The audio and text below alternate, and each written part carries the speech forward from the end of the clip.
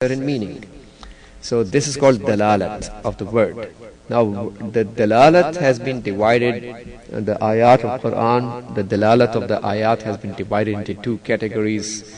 Either it is muhkam or mutashabih. That means either the ayat are muhkamat or they are mutashabihat. The muhkamat are those which are clear in their dalalat, where mutashabihat are those ayat whose meanings need to be understood by bringing them next to the muhkamat. That means we bring the muhkamat next to the mutashabihat, bring them together next to each other, and that's how we can understand the actual meaning of the mutashabih category of ayat. So, because mutashabih has a possibility of having several meanings, and which of the meaning is actually meant by Allah subhanahu wa ta'ala will be known when you bring the muhkamat and mutashabihat next to each other. So these group of mufassirin who say this call of in the tafsir, which believes that Haroof-e-Muqattaat is part of the mutashabihat of Quran. So that's why it's unable for us to understand its meanings. Obviously the ayat of Holy Quran which are recited in the beginning, where Allah subhanahu wa ta'ala has said, هُوَ الَّذِي أَنزَلَ عَلَيْكَ الْكِتَابَ مِنْهُ آيَاتٌ مُحْكَمَاتٌ. He is the one who sent upon you the book. Some of the ayat of the book, in other words, are muhkamat, and they are hunna ummul kitab. They are the mother of the book. So they are the mother of the book. And وَأُخَرُ مُتَشَابِهَات, and others, that means the other category of ayat in the Holy Quran are mutashabih.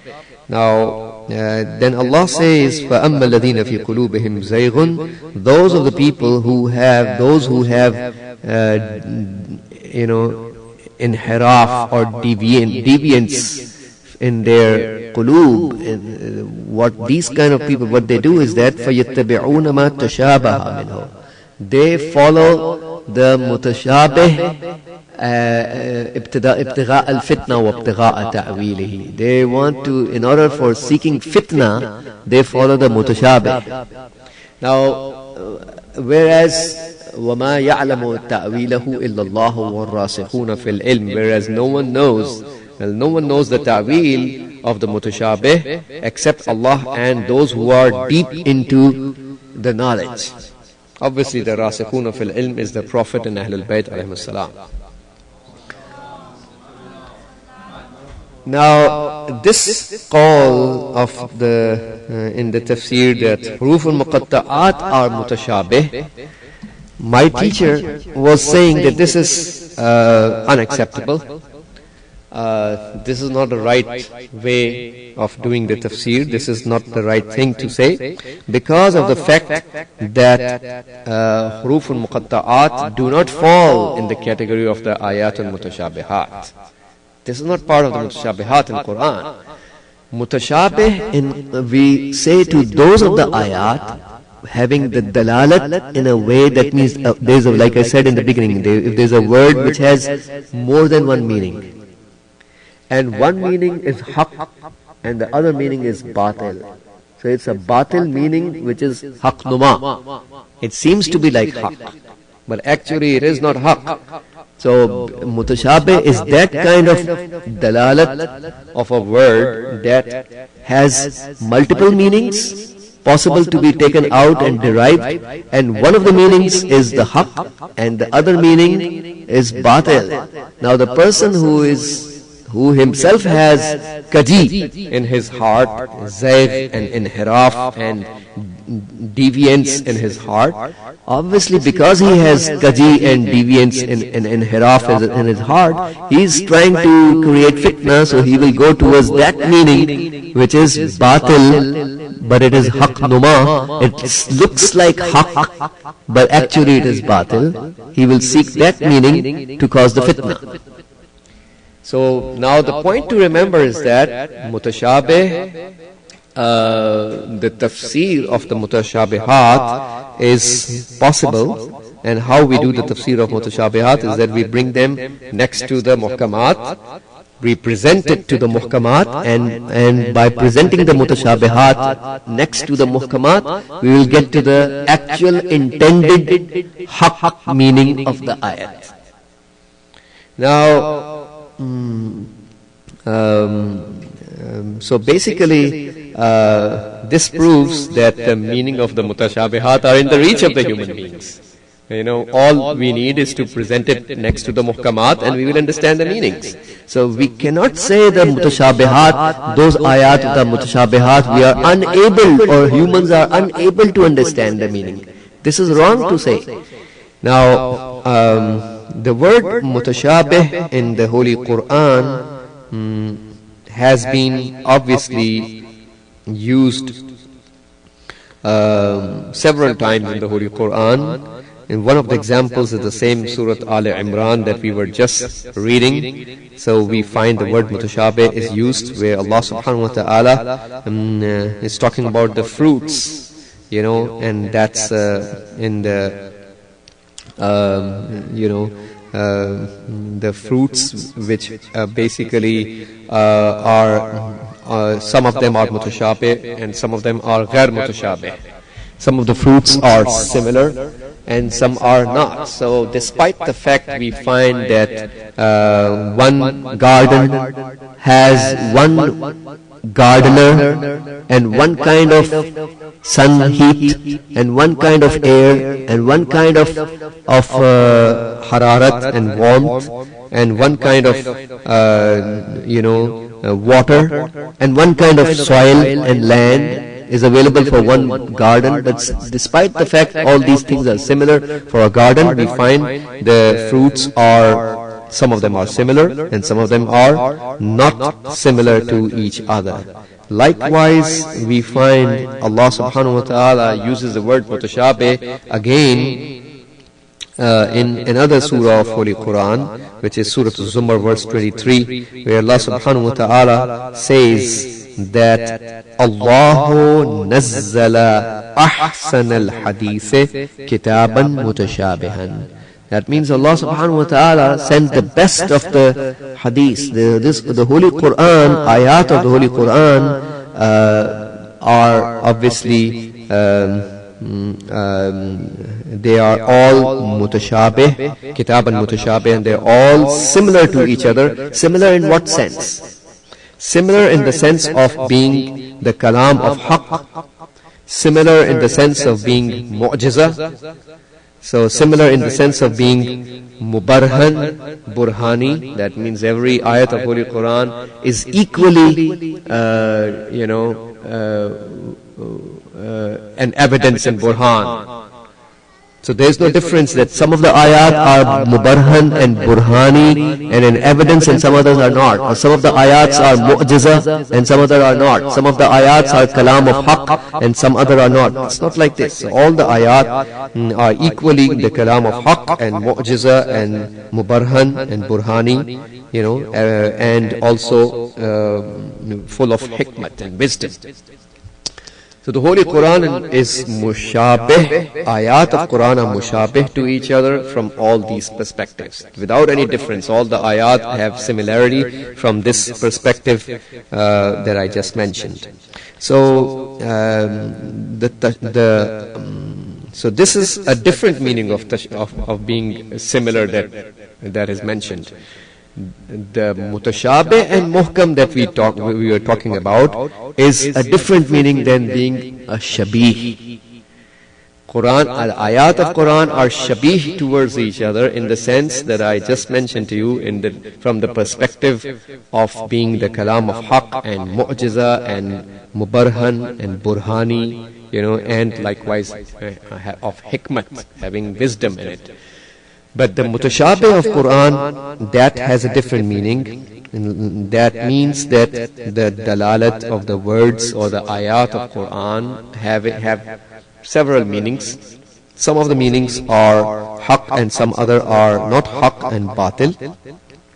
And a person who wants to seek fitna and mischief and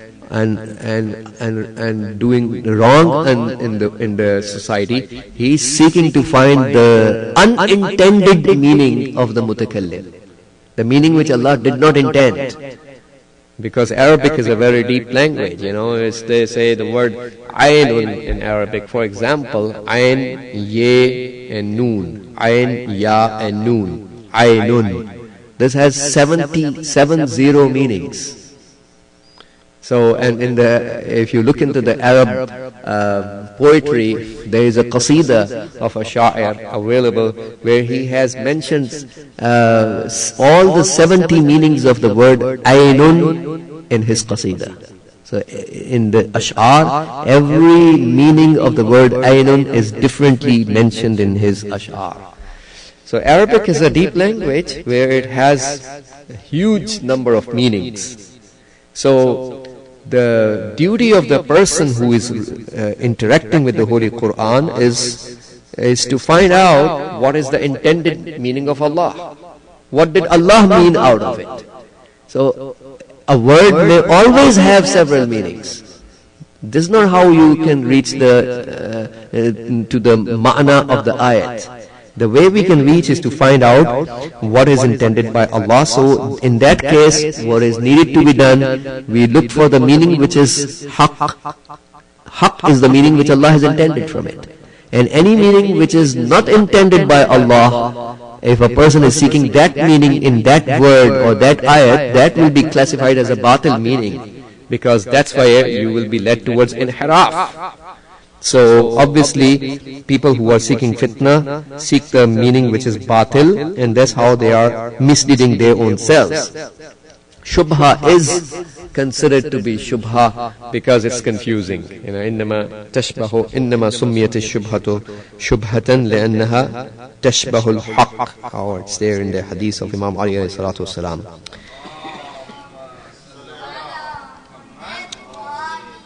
So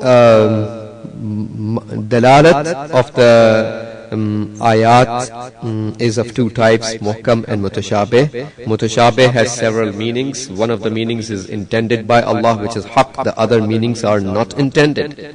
So the batil meanings, is not intended. So it's our job to find out which one is the haqq and the intended meaning, and we can find that out by presenting the mutashabih ayat to the muhkam ayat. Mutashabihat are put next to the muhkamat, and we will be guided to understand what was the intended meaning of Allah. That's how we do it. So we have the right and we have the ability to reach to the intended meaning. So the tafsir of mutashabihat is possible for the human beings. So this is the whole point that my teacher was making, that is not correct for a person to say that because Haroof-e-Muqattaat are mutashabih, so it's impossible for us to understand its meanings. First of all, Haroof-e-Muqattaat does not have a clear meaning, whereas mutashabih ayat have more than one meaning, so meanings are clear. What we need to understand is which one is intended by Allah, not that the meaning is not clear. Meanings are there. You can always understand the meanings. It's wadih and clear. But what meaning is intended by Allah will be understood by putting it next to the mutashabih, muhkamat. And so the tafsir, this is what tafsir is. This is how we call tafsir, to discovering the meanings of the word. There's a difference between tafsir and ta'wil. Tafsir of the Holy Quran means understanding the meanings. In a simple way, if you go to the root of the word tafsir in Arabic, it is fassara, yufassiru tafsiran, is derived from the word fa and sin and ra. Fasara, sulasi al-mujarrad, fasara. And the word fasara has been taken from the word safara of the Arabic language. Sin and fa and ram, safara. So basically fasara is the maqloob, how they say in grammar, if you are familiar with the terminology of ilm al-tasrif, it is called the maqloob of safara. So it was taken from the word safara. Safara in Arabic means safartul mar'ata an wajhiha ay kashaftu qina'aha. Safara means to remove the curtain or remove the hijab or remove the satr, the covering. So this is the meaning of safara. safara. It is taken from the word safara because that's exactly what we do when we are trying to understand the meaning of Quran. We're doing the tafsir, we are trying to understand its meanings, to get to the meaning of the word. This is why it's called tafsir. Now, what Allah has said in the ayat of Quran, مَا يَعْلَمُ تَأْوِيلَهُ إِلَّا اللَّهُ وَالرَّاسِخُونَ فِي الْعِلْمِ. That means the ta'wil, we understand from that verse, the ta'wil of mutashabihat can only be understood by Allah. No one knows that other than Allah. وَالرَّاسِخُونَ فِي الْعِلْمِ. Those who are deep into knowledge, have rusukh in the ilm, which is the Rasul and Ahlul Bayt alayhim salam. So Allah is saying that ta'wil is not known by anyone else other than Allah and the Rasikhun. So ta'wil is different than the tafsir. Right now we are talking about the tafsir of the mutashabihat. Tafsir means understanding the meanings. Ta'wil is the al-ma'na al-batini, the hidden meaning. Because we have a zahir of Quran and a batin of Quran. We are not talking about the batini and the hidden meaning right now. The batini and the hidden meaning is known by Allah and the Prophet and Ahlul Bayt only. That's the ta'wil of Quran. But the tafsir, which is the zahiri, apparent meaning, can be known by everybody if you follow the process. So it is incorrect for this group of mufassirin or this category of person or people who believe that Haroof-e-Muqattaat are part of the mutashabihat of Quran, and so no human is able to understand its meanings. No, it is not, first of all, it is not part of mutashabihat. Mutashabihat do have a clear meaning in Arabic language, whereas Haroof-e-Muqattaat do not have a clear meaning. And second of all, mutashabihat are able to be understood. If they claim that it's part of mutashabihat of Quran, well, the mutashabihat are it's within our reach to understand. It's not beyond the reach of the humans. Also, those of the things which are beyond the reach of the human knowledge. We do have certain knowledges in Islam which are beyond the reach of human knowledge. So those like the knowledge about al-asma'ul musta'sira. So al-asma'ul musta'sira are beyond the reach of humans. Isn't it right? Now there is obviously aqwal of the ulama. Some of the scholars say that the Rasul and Ahlul Bayt alayhim salam have the knowledge of al-asma'ul musta'sira, those names of Allah which are hidden. Some of the scholars believe that they have it. Some of the scholars say that al-ismul musta'sir is hidden even from the Prophet and Ahlul Bayt alayhim salam. But these are aqwal. But the bottom line, according to those scholars who believe that, al-asma'ul musta'sira are also known by the Prophet and Ahlul Bayt alayhim salam, again, so that hidden knowledge is within their reach. It's not in the reach of the rest of the human beings, because the rest of the human beings simply do not have that level of ismat and taharat of the qalb, because knowledge in Islam is always given by Allah subhanahu wa ta'ala according to the level of your taharat of the qalb. The higher ma'soom, the higher taharat you achieve in your qalb, the greater darajat of knowledge is given. If you have the less level of taharat in the qalb, you deserve to get less knowledge of Quran and ma'arif of Ahlul Bayt alayhim salam. So al-asma' al-musta'sira, according to this call, is known by the Prophet and Ahlul Bayt alayhim salam, and whereas the rest of the people do not know it. But basically other categories of knowledge that we have, the humans do have access to that knowledge. So the zahir of Quran is in the reach of the humans. So no one can say that, well, zahir of Quran, Allah made the zahir of Quran hidden from the people. Allah did not make the zahir of Quran hidden. Zahir of Quran is hujjat. If Allah is doing ijaz and mu'jiza through the zahir of Quran over the entire humanity, which He is doing, and He is inviting the humanity to accept in God and the Day of Judgment and the prophets, isn't it right? So when Allah subhanahu wa ta'ala is doing His itmam al-hujjat through the zahir of Quran, it is understandable. That's how it is doing. He is doing itmam of hujjat. So the hujjat and evidence is fulfilled on all the human beings. So all the human beings are able to understand the zahir of Quran. So the zahir is within the reach of the humankind. So we find obviously the principles need to be followed. That doesn't mean that we ignore the zawabit and the usul and the qawaneen of tafsir, the qawaneen of understanding the meanings. We are not talking about the ta'wil of Quran, I already explained. We are talking about the tafsir, which is understanding the meanings. Understanding the meanings of the zahir is within the reach of every human being, without exception, if he follows certain rules and principles. Certain sciences of Arabic grammar, certain rules of understanding, if he follows, everybody can understand the zahir of Quran. Now obviously he has to turn to the Holy Quran.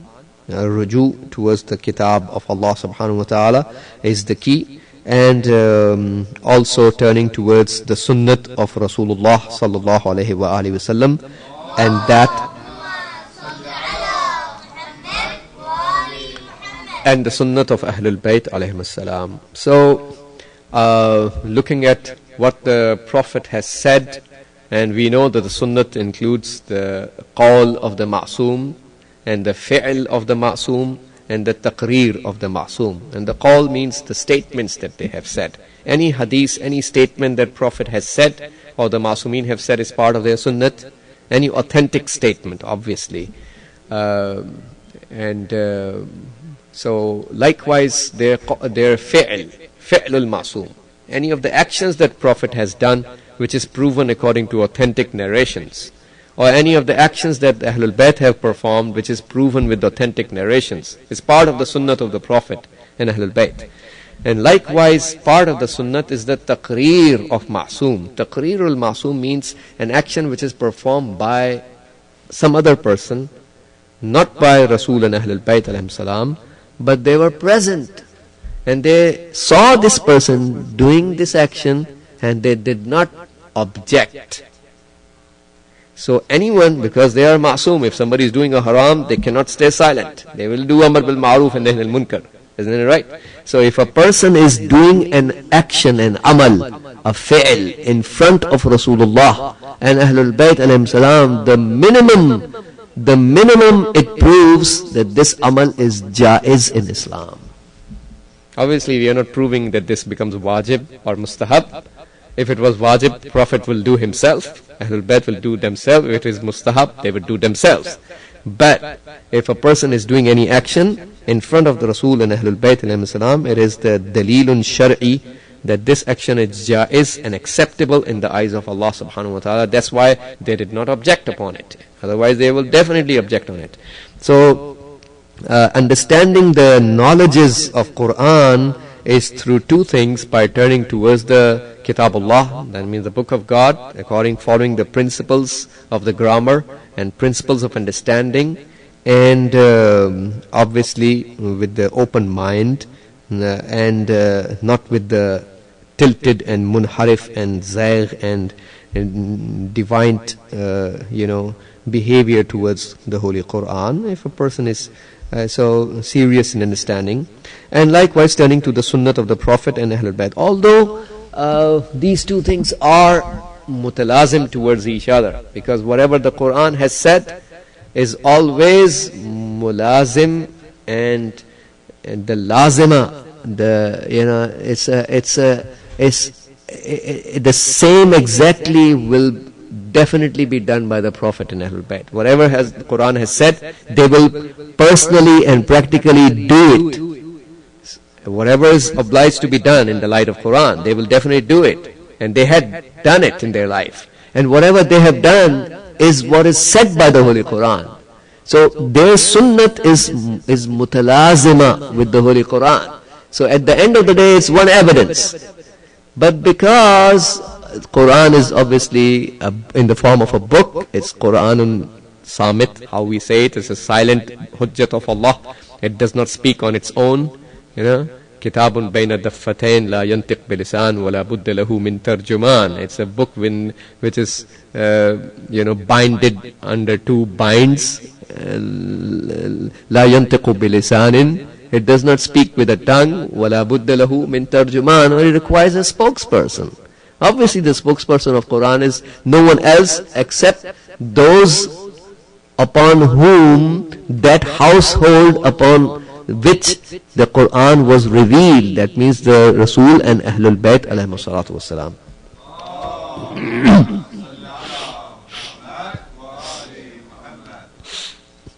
So at the end of the day, there is no tanaqud, there is no controversy or contradiction between the Quran and the Sunnat of the Prophet and Ahlul Bayt. Quran and Sunnat is always in sync with each other. Sunnat, we mean Sunnat of Prophet and Ahlul Bayt. So Quran and Sunnat is always one. It's always going to be one standard, same thing. The difference will be known only through the fact that Quran is, like I mentioned last night, Quran is Hujjatun Zatiyya. The Hujjat of Quran is not dependent on anything else or anyone else. Itself on its own, it is Hujjat and an evidence and undeniable. Because it's a miracle. So no human who is sane and sensible can deny that the Quran is a miracle because of the fact that if he doesn't accept it, then fine. If you don't want to accept it, fine, bring something similar to that.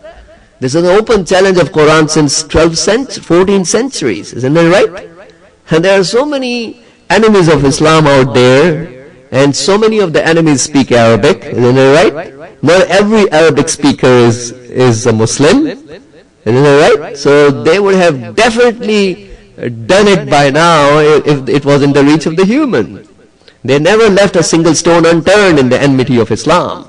So it's impossible for the humankind to bring anything or any sentence or any chapter similar to that of the Holy Quran. So the difference between the Hujjiyat of Quran being the evidence of God, and Prophet Sunnat and Ahlul Bayt Sunnat and tradition being the evidence of God, the difference between these two comes down to one point, and that is the Hujjiyat and authenticity of Quran is not dependent because it is itself a miracle, whereas the Sunnat of Rasulullah and Ahlul Bayt is certified by the Holy Quran. So Quran says, وَمَا آتَاكُمُ الرَّسُولُ فَخُذُوهُ وَمَا نَهَاكُمْ عَنْهُ فَانْتَهُ. Whatever Prophet gives to you, take it. Whatever he stops you from, stop it. So Prophet's Sunnat, his do's and do nots are dependent on the command of Allah in the Quran, which is a miracle and unchallengeable and undeniable by any human who is sane. So the Sunnah of the Prophet depends on the Holy Quran and its Hujjiyat, whereas the Quran does not depend in its Hujjiyat on anything else. And that was the reason, according to my teacher, that was the reason why Rasulullah sallallahu alaihi wasallam has said in the khutbah of Ghadir, when Prophet issued his sermon, at the occasion of Ghadir, Prophet had Hadith al-Saqalain, you all know, is part of the khutbah of Ghadir of Rasulullah. Inni tarikun fikum al-Saqalain, inni mukhallifun fikum al-Saqalain. Isn't it right? Narrated from various ways, little bit variations of the word. So, Kitabullah wa itrati Ahl Bayti, Book of God and my family, the Ahlul Bayt, and my Ahlul Bayt. Isn't it right? So, وَإِنَّهُمَا لَنْ يَفْتَرِقَا السِّقْلُ الْأَكْبَرِ Kitabullah, or as-saqalul akbar. It can be recited in both ways grammatically. The bigger siqal means something which has a weight, a weighty thing, and saqal means a valuable thing. So saqalain and siqlain. So Prophet had said that as-saqalul akbar Kitabullah wal akharul asgharu itrati. This is how Allama al-Amini has mentioned in his book Kitabul Ghadir, in the Muqaddimah of the book, Allama Amini, who wrote the biggest book on the subject of Ghadir in 11 volumes, before mentioning his whole research in 11 volumes on the subject of Ghadir, in the foreword of the book, he first mentions the whole story. So in the foreword of that book, when he is mentioning the whole story, this is how Allama Amini has mentioned the khutbah, and he says, so which is, in his opinion, the most authentic version of the khutbah. That's how he is mentioning in the foreword. So he narrated that Prophet said, "As-siqlul akbar kitabullah, hablum mamdudun bainal ardi was sama." That means the bigger valuable thing is the book of God, hablum mamdud, a rope which is extended, bainal ardi was sama, between the heaven and earth. Wal akharul asgharu itrati. And the other smaller one is my Ahlul Bayt.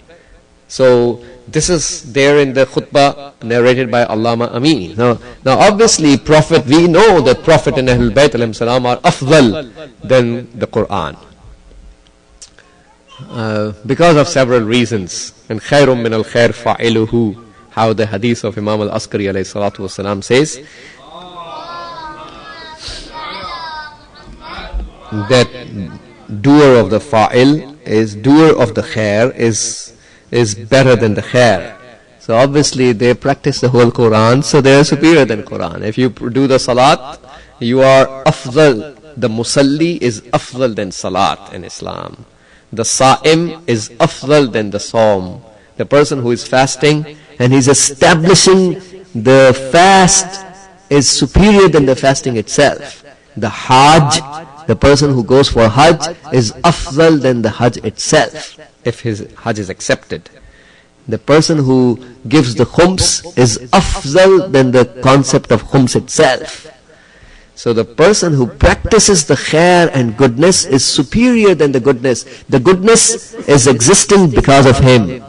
Isn't it right? Because he obviously on the highest level is Prophet and Ahlul Bayt, who are the ones who are actually establishing the goodness. We are just following them, so that's one of the reasons why they get all the sawab for all the good deeds that we perform. They get the sawab for every good deed, in addition to us. So what I am saying is that hujjiyat of Quran is dependent, and the hujjiyat of the sunnat, the hujjiyat of Quran is not dependent, and hujjiyat of sunnat of the Prophet and Ahlul Bayt is depending on the Holy Quran. Otherwise the Prophet and Ahlul Bayt are afdal than Quran. So what is part of the divine knowledge which is impossible for the humans to discover and know is not the mutashabih of Quran. Mutashabihat of Quran is in the reach of the humankind to discover and understand. What we need to do in the case of mutashabihat of Quran is to present them next to the muhkamat and follow the principles of tafsir, and we will understand the meanings. And Haroof-e-Muqattaat, which we are discussing, are not even mutashabih of Quran because their meanings is unclear to us. Whereas mutashabihat of Quran, the meanings of those sentences or those words are clear, but the meanings of Haroof-e-Muqattaat are unclear. So it's not right for anyone to say that Haroof-e-Muqattaat is part of the mutashabihat of Quran. Mutashabihat is possible for us to do the tafsir. What is impossible for us is to do the ta'wil of mutashabihat, because ta'wil is something which is the hidden knowledge, the batini and hidden meaning, which is only with ma ya'lamu ta'wilahu illallahu wa rasikhuna fil ilm. No one knows it's ta'wil except Allah and the rasikhuna fil ilm, which is the Prophet and Ahlul Bayt alayhim salam. Please say salawat.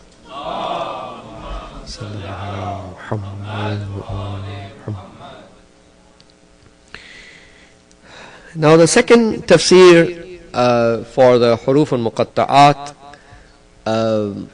which is available in the list of the 20 aqwal in tafsir of that, is about that's the call of Ayatullah al-Uzma Sheikh Abu Ja'far At-Tusi, rahmatullahi alayh.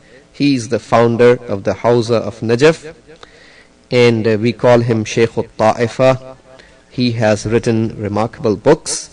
One of those books is Tafsir Al-Tibyan, a very good tafsir of Quran. So in his Tafsir Al-Tibyan, Sheikh Tusi says about Haroof-e-Muqattaat that Haroof-e-Muqattaat are just the names of the surahs.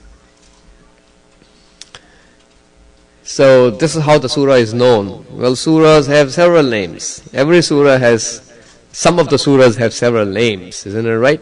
Not every surah, but some of the surahs have several names. So one of the hidden names is this, in addition to the other names. For example, Surah Al-Baqarah, of course, the name is taken from Baqarah, the cow, but Alif Lam Mim is one of the hidden names of the Surah Al-Baqarah. This is what he says. Names, first of all, are primarily not given by Allah subhanahu wa ta'ala. In the tafsir, our scholars say the names of the surahs are not given by Allah. So my teacher was saying, so let's, for example, Surah Al-An'am. An'am in Arabic means the cattle. So, Jahar Payan. So the cattle, so my teacher was saying it doesn't make any sense. Why would Allah subhanahu wa ta'ala name this surah to be An'am if it is named by the people? The people, the urf, the people has called the surah to be An'am. If it was for any scholar, from the scholarly perspective, if you look at Surah Al-An'am, my teacher says it has 40 barahin about the Tawheed of Allah only. 40 unshakable evidences about the Tawheed of Allah. So why wouldn't we call it Surah Al-Tawheed instead of calling it Surah Al-An'am? And that's what the people are. The people call it An'am, so that's how they call it An'am. So we need to keep in mind that that the names of the surahs are taken by basically the public. So Sheikh At-Tusi says that Haroof-e-Muqattaat are the name of the surah, and surahs have various names, and one of the names is this. Well, this is first of all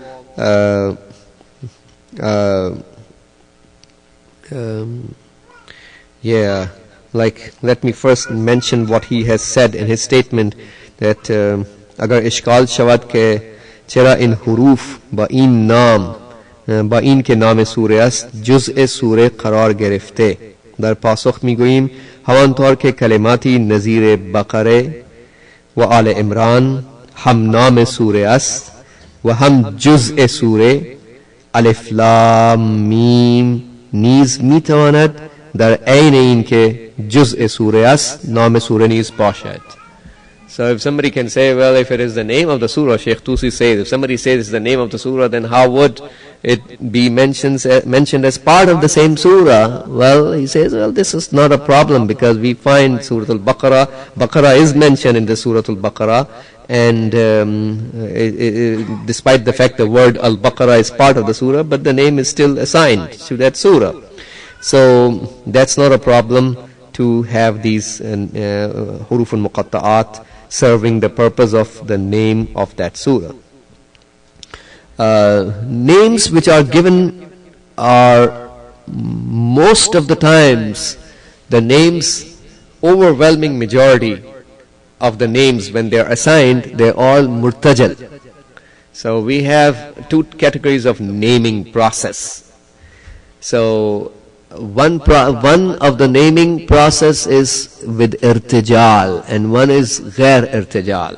So irtijal is those of the names which are a'lam, names of the people or cities or places or things, and mostly when you name a person, it's murtajal. Murtajal is that of the names which doesn't require any munasabat between ism and musamma. For example, this father has a son or a daughter, and he names his son to be Muhammad sallallahu alayhi wa sallam.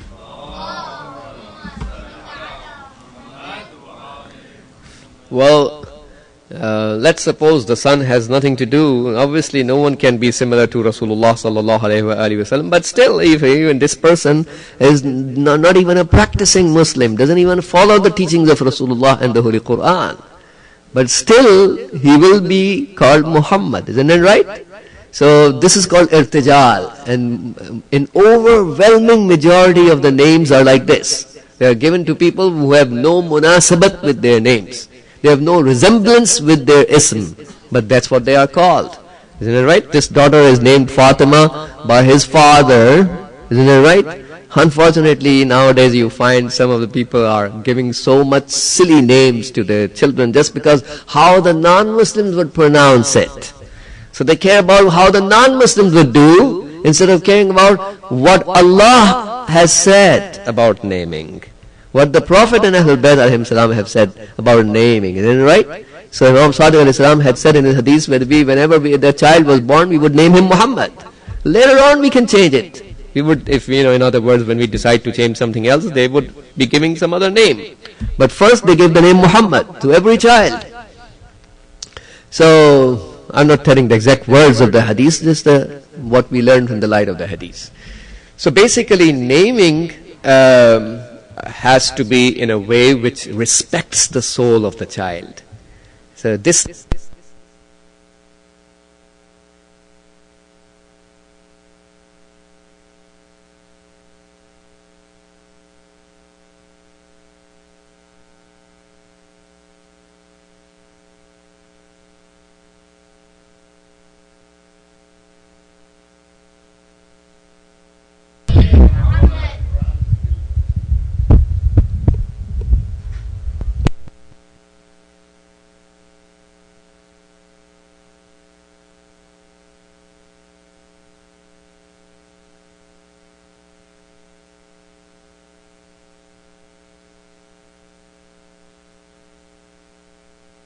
So when we name the person, we are respecting the ruh of that person. And if you give a silly name to your son just because it sounds good, let's bring a name from the kufr, isn't it right? And give it because it sounds good when you call it. This is straight away disrespect to the ruh of that child.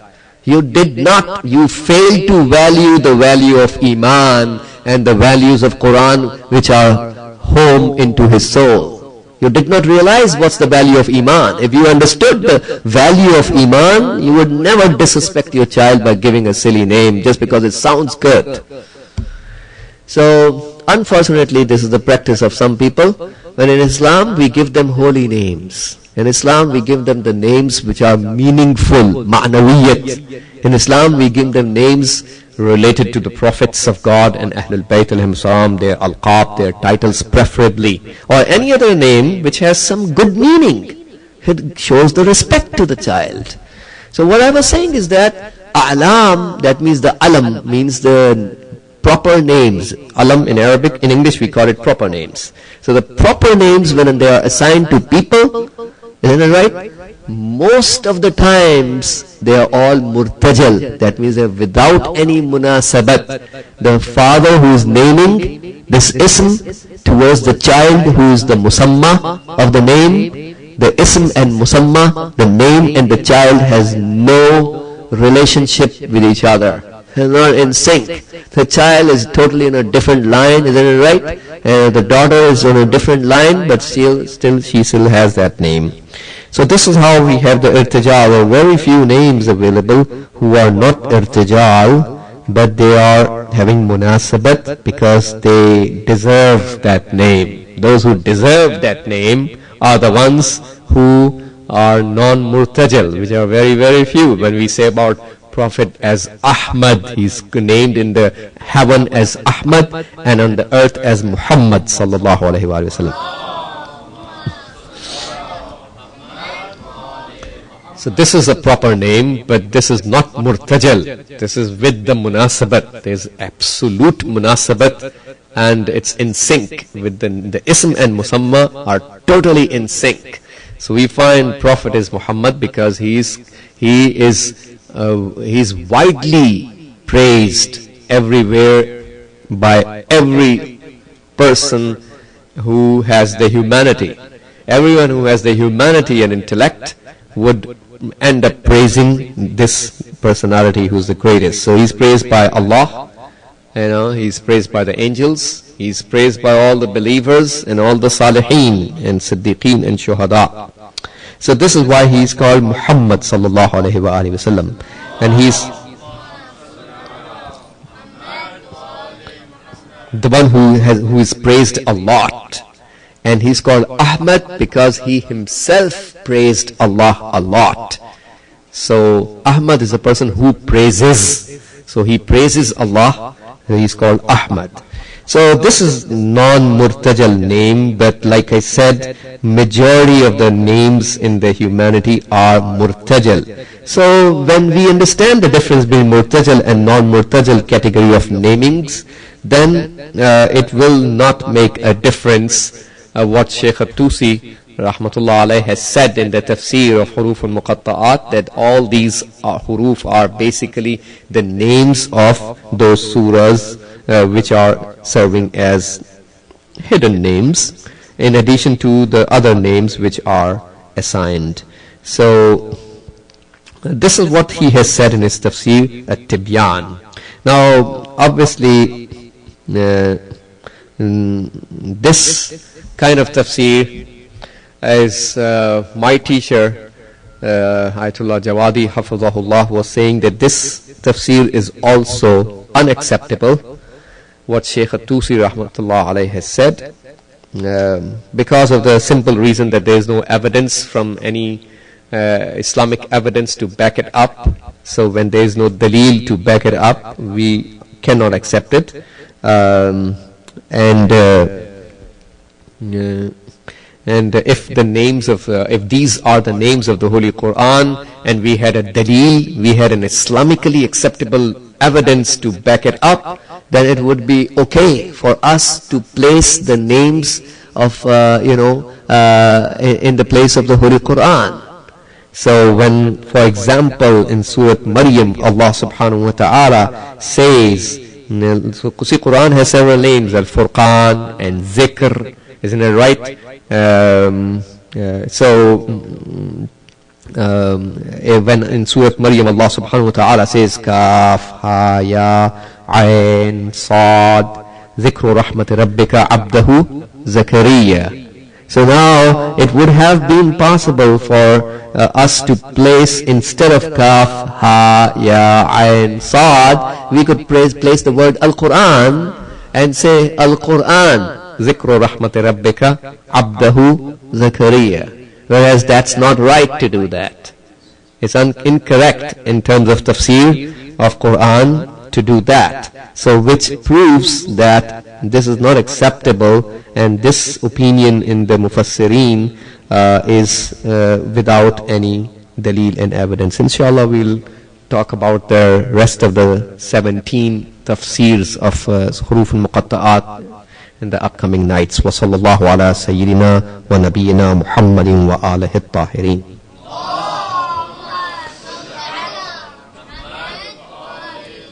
اللهم صل على محمد وآل محمد.